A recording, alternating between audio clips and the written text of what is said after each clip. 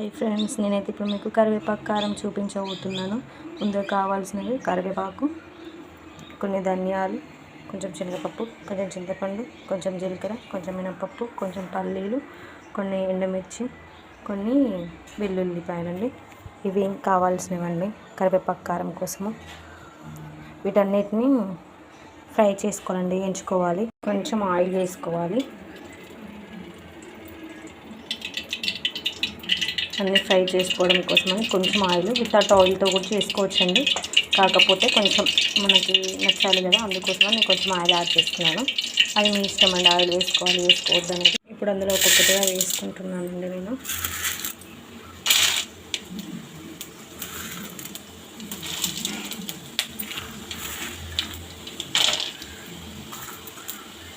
చూడండి,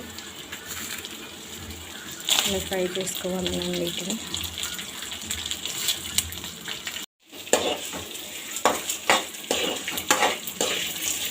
ఇందులో ఇప్పుడు కొంచెం కరివేపాకు యాడ్ చేద్దామండి. చూపిస్తున్నాను చూడండి, కరివేపాకులు యాడ్ చేసుకోవాలి. కొంచెం వేయించుకోవాలండి, బాగా వేగాలి.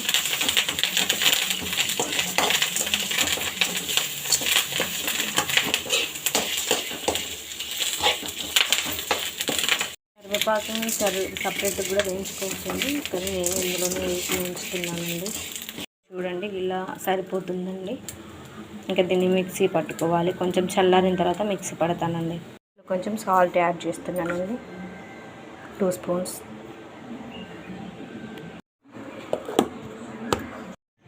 చూడండి, ఇలా అయితే పట్టుకున్నానండి. పట్టిన కారపొడి అండి, కరివేపాకు కారపొడి. చూడండి, ఇడ్లీలలో వేసుకోవచ్చు, దోశలో పెట్టుకోవచ్చు.